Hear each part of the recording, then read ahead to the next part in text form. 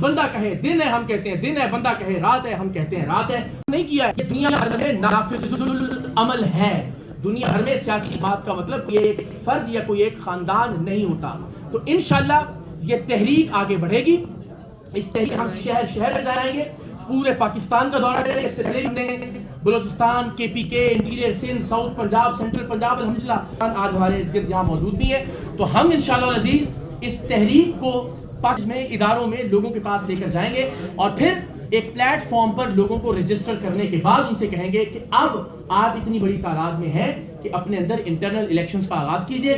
خواہش ہوگی 10 12 15 جو پاکستان کی غیر متنازع شخصیات ہیں ہم ان کو دعوت دیں، ان سے درخواست کریں کہ آپ ایک تھنک ٹینک کے طور پر، ایک ایڈوائزری کمیٹی کے طور پر، ایک مینجمنٹ کی کمیٹی کے طور پر اس الیکشن کو مانیٹر کیجئے جو پاکستان کے لوگوں، پاکستان کے نوجوانوں کے درمیان ہو. اور انشاءاللہ یونین کاؤنسل سے لے کر اللہ نے چاہا تو مرکز تک پاکستان کے عام لوگ اور پاکستان کے مڈل کلاس نوجوان اس سیاسی جماعت کے انشاءاللہ عہدے داران ہوں گے.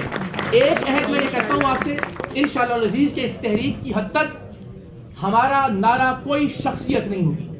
اس تحریک میں کبھی اقرار الحسن زندہ باد کا نعرہ نہیں لگے گا. اس میں صرف پاکستان زندہ باد کا نعرہ لگے گا. اس تحریک میں کبھی کوئی پیراشوٹر نہیں ہوگا. کوئی خوشامد کا، کسی طرح کا چاپلوسی کا کوئی سلسلہ، کوئی وفاداری ثابت کر کے آگے نہیں آئے گا. جو شخص یونین کاؤنسل کے پریزیڈنٹ کا الیکشن لڑے گا صرف اسی کا یہ استحقاق ہوگا کہ وہ مرکز کا چیئرمین منتخب ہو سکتا ہو.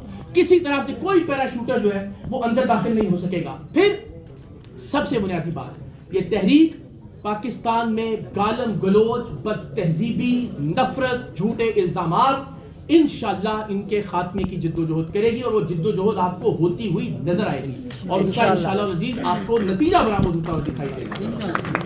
اور اب اس سے پہلے کہ ہم سوالات کی جانیں، بس آخری بات کہ پاکستان کے جو مسائل ہیں جن کی آپ اور ہم روزانہ کی بنیاد پر بات کرتے ہیں، میں یہ سمجھتا ہوں کہ اسٹیبلشمنٹ کی غیر آئینی مداخلت پاکستان کا سب سے بڑا مسئلہ ہے.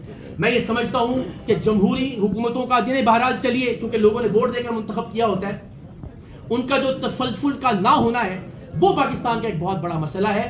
لیکن اس مسئلے کا حل بھی یہی ہے کہ ہم آمریت کے مقابلے میں سیاسی آمریت کو لانے کی بجائے ادارے کے مقابلے میں سب مل کر ایک جمہوری سیاسی ادارہ قائم کرنے کی کوشش کریں. ہم نظام کے مقابلے میں شخصیات کی لڑائی لڑنے کی بجائے نظام کو تبدیل کرنے کی لڑائی لڑیں، نظریے کی لڑائی لڑیں.